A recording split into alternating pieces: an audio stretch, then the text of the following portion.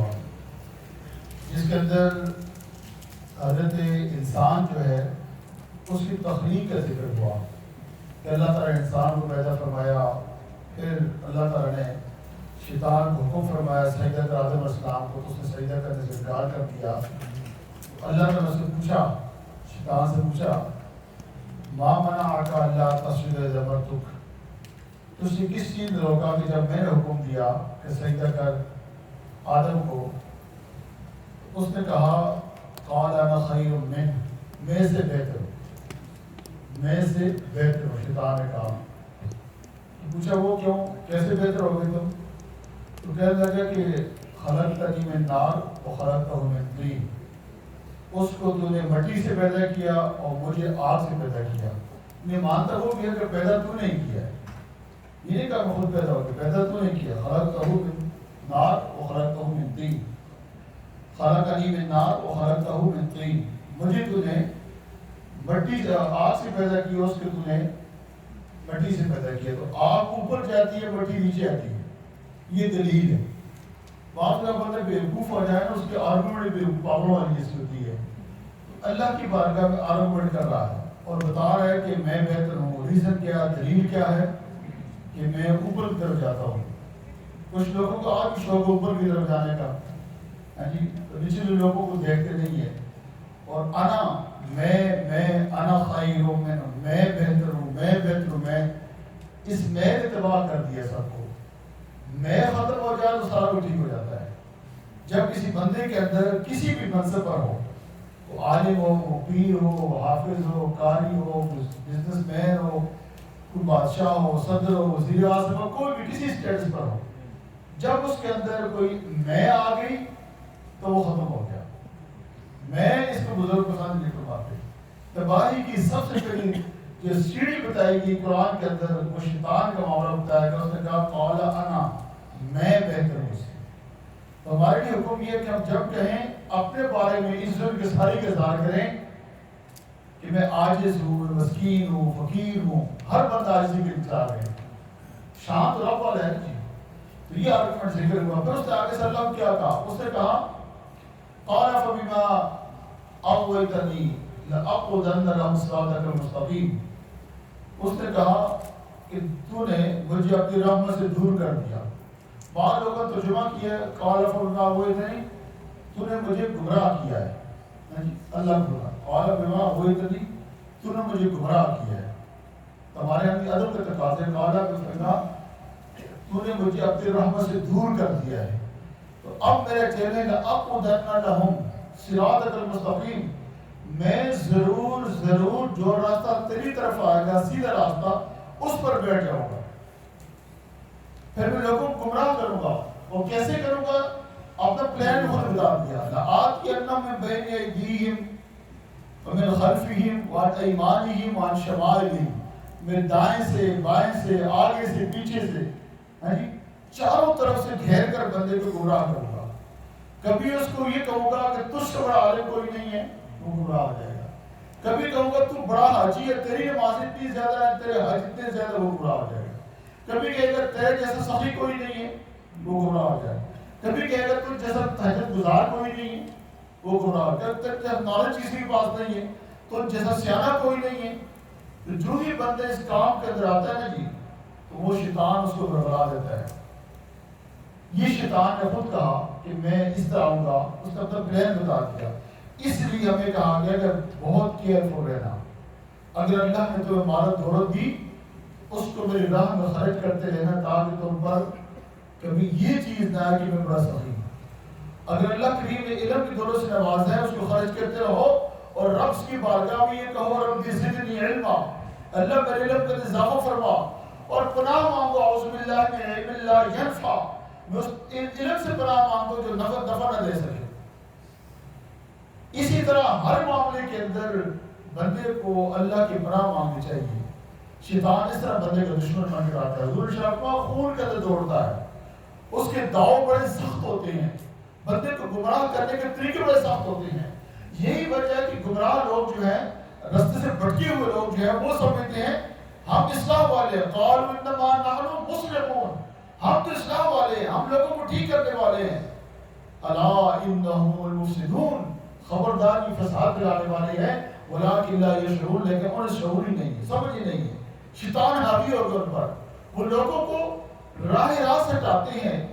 کس نام پر؟ دین کے نام پر،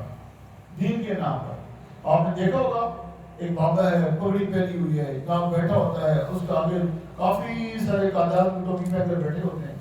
ہاں جی، تو وہ بابا قرآن کے اندر پڑھتا ہے، سورہ فاتحہ پڑھتا ہے، سارے وہ گمراہ سارے کے سارے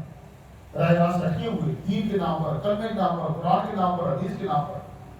اس طرح مختلف ترین کار کے مطابق لوگوں کو گمراہ کیا جاتا ہے۔ اسی طرح کی منزل کے اللہ رب العزت نے مسلمانوں کو فرمایا یا بنی آدم خذوا زینتکم عند کل مسجد، اے ایمان، مفہوم بیان کرو، ترجمہ نہیں بیان کرتا، اے ایمانو جب مسجد میں آؤ نا تو خوب ٹیپ ٹاپ کرایا کرو، ہاں جی، اچھے سونے کپڑے پا کے آئے، خذوا زینتکم عند کل مسجد، مسجد میں جب بھی آؤ بڑے اچھے صاف ستھرے۔ دیکھیں نا، اگر کسی آپ میں سے کسی کی دعوت کل کوئی کے ساتھ ہو، مائی کے ساتھ ہو،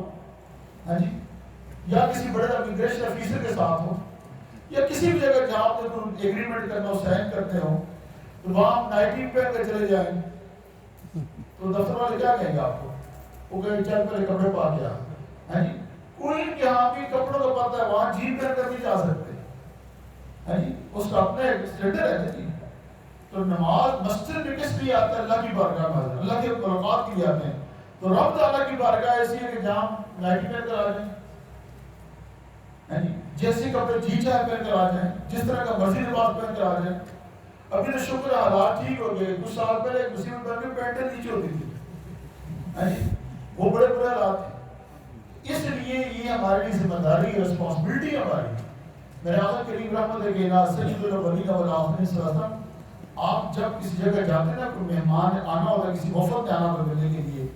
یا کسی جگہ لوگوں پبلک میں جانا تھا، حضور بڑے خوبصورت کپڑے پہنتے، داڑھی مبارک کو ٹھیک کرتے، بالوں کو ٹھیک کرتے۔ صحابہ نے عرض کی یا رسول اللہ آپ بھی تو خوبصورت بن جاتے، فرمایا کہ اللہ جمیل و یحب الجمال، اللہ خوبصورت ہے، خوبصورتی کو پسند فرماتا ہے، ہاں جی۔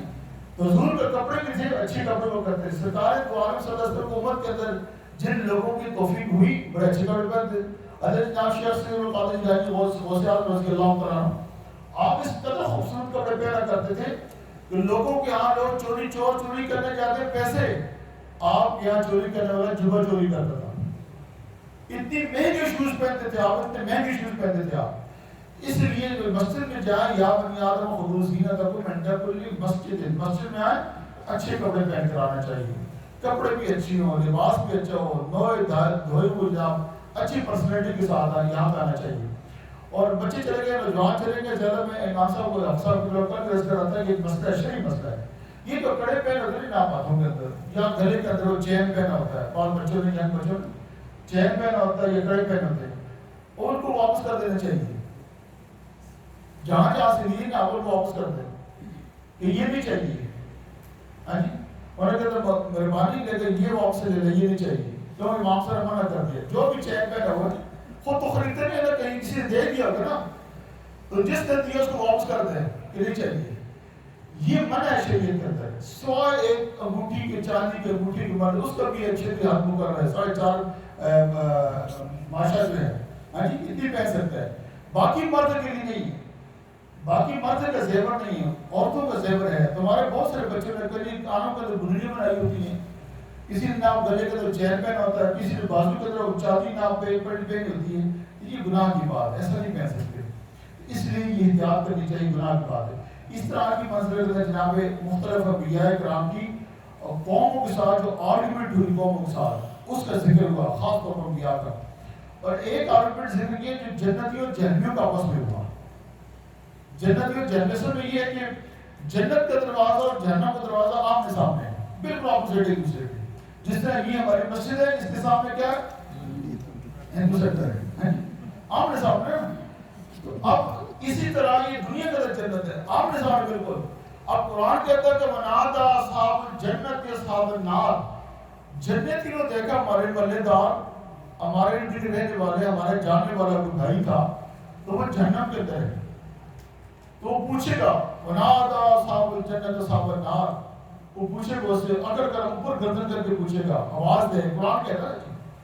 کہ او بھائی او جنمی ہم تو جنتی تو گر گئے قال هل وجدتم ما وعد ربكم حقا کیا تیرے ساتھ اور بتوں نے جن کی تو پوجا کرتا تھا جو وعدہ تیرے ساتھ کیا تو پورا ہوا ہمارے رب نے جو وعدہ کیا تھا جنت کے رب نے ہمیں عطا فرما دیا ہے قال وجدتم ما وعد ربكم حقا کیا تیرے ساتھ جو وعدہ کیوں پورا ہوا ہے تو ڈھیل بن کے کہے گا قال نعم تو ڈھیل بن کے مطلب ڈھیل ہو جائے گا پھر وہی کہتا ہے ہاں جی تو یہ تقریر کرنے کا ہاں جی فَأَذَّنَ مُؤَذِّنٌ بَيْنَهُمْ وَلَعْنَةُ عَلَى الظَّالِمِينَ پھر ایک ندا دینے والا آواز ہے کہ لعنت ہو یہاں پر بھی شروع ہوتے ظالم یہ بھی آگے کی بات ہے تو جنتی جہنم کو دیکھیں گے اور جہنمی جنتی کو دیکھیں گے عام مثال درجوں کو دیکھیں گے یہ عام مثال میں قرآن پاک کا یہ بات ہے اس طرح کی منظر ہے جناب موسیٰ علیہ السلام اور فرعون موسیٰ علیہ السلام کا واسطہ دو قوموں سے پڑا ایک پڑا فرعونی قوم سے بادشاہوں کے سلسلے فرعون کسی ایک کا نام نہیں ہے فرعون سٹیٹس اس ٹائم پہ فرعون سٹیٹس تھا جس طرح جو کوئین ہے نا جو مائی آئے اس کا نام کوئین ہوگا آج یہ مائی صاحب ہے کل کوئی اور مائی صاحب آگئی مائی صاحب بابا جی آ جائیں گے تو وہ کوئین ہوں گے یا کنگ ہوں گے تو یہ کوئین اور کنگ کا بزنس اس طرح فرعون میں ایک سٹیٹس تھا وہ جو بھی آگر بیٹھتا تھا تو موسیٰ علیہ السلام کو ایک ان سے واسطہ پڑا بڑا سٹیٹس بڑی بادشاہی بڑی سلطنت بڑی دولت سارا کچھ ان کے پاس تھا ایک وہ لوگ تھے جو آپ کی قوم بنی اسرائیل تھی اب یہ غریب لوگ تھے مسکین لوگ تھے یہ ایک طرف یہ تھے ایک طرف بادشاہ ہوتا اللہ فرمایا کہ موسیٰ تو ان کے ساتھ جا اور چل کے ان کے ساتھ دین کی دعوت دے اب موسیٰ علیہ السلام دعوت دی اس کا ذکر قرآن پاک میں کروا تو جب اس کو چیلنج کیا فرعون کو چیلنج کیا بادشاہوں کی فیملی کو چیلنج کیا کنگز فیملی کو جب چیلنج کیا گیا تو وہ تو پتہ بڑے لوگ تو چیلنج نہیں ہوتے نہیں نا وہ تو اپنے ماتھے پر بل سمجھتے ہیں کوئی کہہ تو صحیح نہیں اب انہوں نے کیا ان کا اچھا کیا کر سکتے ہو ہمارا رب کون سا ہے پھر انہوں نے اچھے سارے جادوگروں کٹھا کر کے لائے جادوگروں کٹھا کر اب انہوں نے رسیاں ڈالی رسیاں سمجھتے ہیں رسیوں کی انگلش کیا سٹیل بھی ہے روپس بھی ہے تو تین نام کی رسیوں کی رسیاں ڈالی کافی ساری اچھا وہ ساری صاف بن گئی ساری صاف بن گئی اس سے پہلے یہ ہوا کہ جب موسیٰ علیہ السلام اور وہ جو تھے جادوگر تو کام نہ سامنا ہوا تو پھر وہ جو جادوگر تھے انہوں نے موسیٰ علیہ السلام موسیٰ قالوا یا موسیٰ اما ان تلقی و اما نکون نحن ملقین اے موسیٰ آپ پہلے ڈالیں کچھ یا ہم ڈالیں تو مفسرین فرماتے ہیں کہ موسیٰ علیہ السلام کی رسپیکٹ کی عزت کی احترام کیا صرف یہ پوچھا کہ آپ پہلے ڈالیں گے یا ہم ڈالیں اللہ نے نبی کی اتنے ادب پر ان کی ایمان کی دولت سے مشرف فرما دیا صرف اتنی بات پر کہ جب وہ ڈالا گیا جب انہوں نے اپنی ساری رسیاں ڈالی نیچے وہ صاف بن گئی ساری تو موسیٰ علیہ السلام نے اپنی سوٹی ڈالی عصا ڈالا سوٹی ڈالی وہ سب کھا گئی سب رسیاں ختم ہو گئی مطلب وہ کتنے ہزار تھے سب کھا گئی نا اس کے بعد یہ ذکر واجب ہے پھر موسیٰ علیہ السلام کا ذکر ہوا موسیٰ علیہ السلام قوم کی طرف اپنی بنی اسرائیل کی طرف گئے ان کو اللہ کی یاد اللہ کا ذکر اللہ کی دعوت دی اور وہ قوم کی عجیب و غریب قسم قوم تھی بنی اسرائیل وہ بچوں کی طرح رس جاتے تھے ہر بات میں رس جاتے جیسے بچے نا لاڈلے رس جاتے ہیں تو یہ رس جاتے ہر بات میں رس جاتے ہیں جس طرح بچے ضد کرتے ہیں میں نے یہ چپس لے گئے چپس لے گئے ناراض ہو جاتے ہیں اسی طرح ان کا یہ سسٹم تھا ہر بات میں ناراض ہو جاتے موسیٰ علیہ السلام پھر مناتے پھر ٹھیک کرتے پھر رس جاتے تو وہ کہنے لگے دیکھو موسیٰ علیہ السلام سے ہم برابر تب مانیں گے جب ہم آرام سے تشریف فرما ہوں اور ہمارے لیے اللہ اوپر سے کھانا نیچے دے دے من اور سلوہ ہے چنانچہ ان کی یہ بات مانی گئی ان کے لیے باقاعدہ فرشتے کھانا بنا کر جنت سے دسترخوان لگا وہ لاتے کھاتے آتے کھانے کا ٹائم ہوتا فرشتے آتے دسترخوان لگاتے اور اسے کہتے تشریف لائیں جناب کھانا کھائیں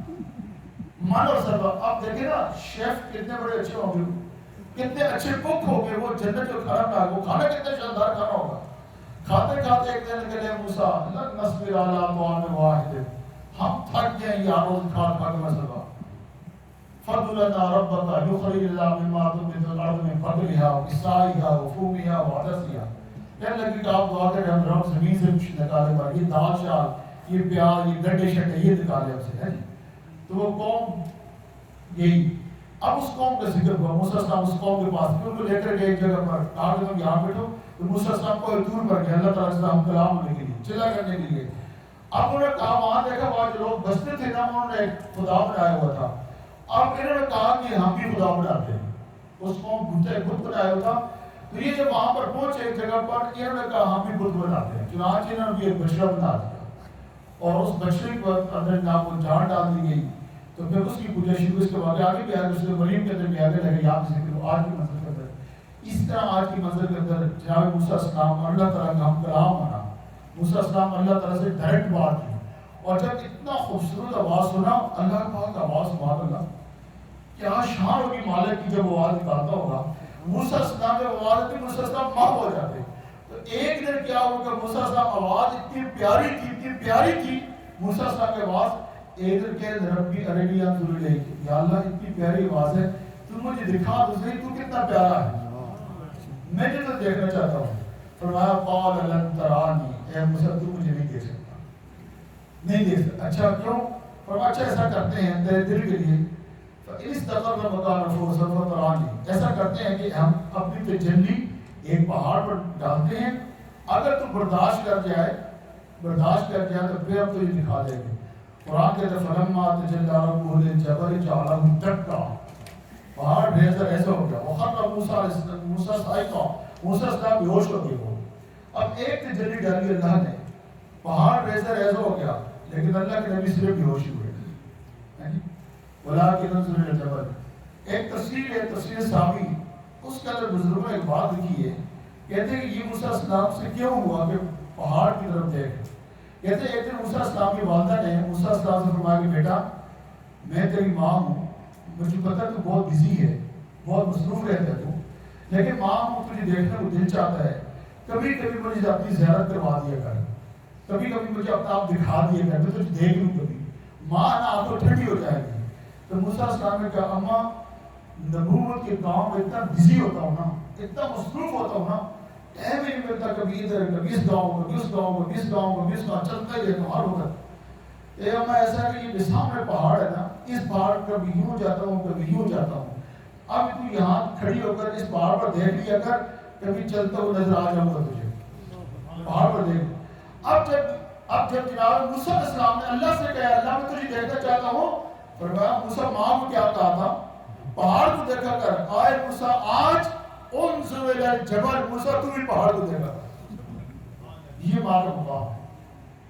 اس لیے سامنے محترم ماں کے احترام ہمیں کرنا ہے۔ آج کے منظر کے یہ واقعہ اور بہت سارے واقعات ذکر ہوئے، موسیٰ صلی اللہ علیہ وسلم تشریف لے گئے، 40 دن تک رہے، پھر بھائی پیچھے تشریف لائے، بھائی کے ساتھ کیا معاملہ ہوا، تو یہ بہت سارے واقعات ہمیں یہ بتاتے ہیں بنی اسرائیل کے۔ اصل میں قرآن کے سارے واقعات اس لیے تاکہ ہم ان سے عبرت پکڑیں۔ پہلے انبیاء کی امت تباہ و برباد ہوئی، اب نبی کے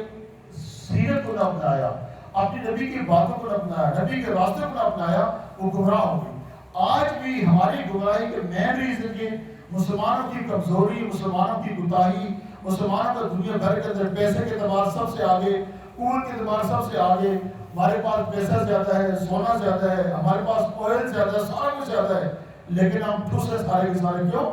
نبی کے راستے سے ہٹ گئے۔ نبی کے جب صحابہ کرام تھے وہ تھوڑے سے تھے، ایک کھجور دی جاتی کہ 24 گھنٹے ایک کھجور پر گزارا کرنا، کسی کے پاؤں میں جوتا نہیں، کسی کے سر پر پگڑی نہیں، کسی کا کرتا پورا نہیں اور کسی کپڑے پورے نہیں، چلتے ہوئے کسی کے پاس اونٹ نہیں، کسی کے پاس گھوڑا نہیں، لیکن شان کی ہے، مرتبہ مقام کی ہے، وہ چلتے ہیں، ان کو دیکھ کفار کانپنا شروع کر جاتے ہیں، ان کا نام لے کر کیسر و کسریٰ کے اندر مائیں اپنے بچوں کو سلایا کرتی تھی، بچے سو جاؤ ورنہ عمر آنے والا ہے۔ کیوں؟ وہ حضور کے راستے پر تھے، حضور کے دین پر تھے، حضور نبی کریم لوگ جو پیغام لے کر آئے ان کے دلوں کے اندر پختہ تھا۔ مجھ سمیت ہمارے اندر کمزوری آ گئی، ہم نے راستہ چھوڑ دیا ہے، ہم نے اب تک راستے بنا لیے، کوئی کیا راستہ ہے، کوئی کیا راستہ ہے، کوئی ادھر جا رہا ہے، کوئی ادھر جا رہا ہے۔ تو یہ پہلی قوموں کے واقعات جو بیان کیا ہوئے دکھاتے ہیں کہ نبی کے راستے پر رہو، کامیاب اسی کا ہے۔ اگر اس راستے سے تم ادھر ادھر ہو گئے، تم نے اس راستے کو چھوڑ دیا تو جتنا مرضی ہو جاؤ کثرت تمہاری تم کسی کام کے نہیں ہو، کیا کرنا ہے کثرت۔ اس لیے ہمیں یہ قرآن بیان کرنے کا مقصد یہ ہے۔ اور پھر آج شیطان ایک بات کہی، شیطان نے کہا، اللہ سے مدد پائے بات کہی، شیطان کون ہے؟ يَنزِعُ عَنْهُمَا لِبَاسَهُمَا، اے بنی آدم یہ شیطان وہ ہے جس نے تمہارے ماں باپ کے کپڑے اتارے ہیں۔ يَنزِعُ عَنْهُمَا لِبَاسَهُمَا لِيُرِيَهُمَا سَوْآتِهُمَا إِنَّهُ يَرَاكُمْ هُوَ وَقَبِيلُهُ مِنْ حَيْثُ لَا تَرَوْنَهُمْ۔ فرمایا کہ یہ تو وہ ہے جس نے تمہارا ہمیں غیرت دلانے کے لیے ہوتا نا. کسی بندے نے میرے باپ کے گریبان کو پکڑا ہو, کسی باپ نے میرے بازو کو جو جوڑا ہو, میرے بھائی کے, میرے رشتہ دار کے, میرے عزیز کے, کتنی غیرت آتی ہے. اور اگر پتہ چلے کہ فلاں نے میرے باپ کے کپڑے اتار دیے تو غیرت کیسی ہوگی؟ اس کے ساتھ ہم دوستی بڑھائیں گے, محبت کریں گے, کیا کریں گے اس کے ساتھ؟ تو اللہ فرماتا ہے کہ شیطان جو قدم قدم پر آتا ہے یہ وہ ہے جس نے تمہارے ماں باپ کے کپڑے اتارے ہیں, ان کو ننگا کیا ہے. اور یہ اور اس کی پوری ٹیم تم نہیں دیکھ سکتے, یہ تمہیں دیکھتے ہیں.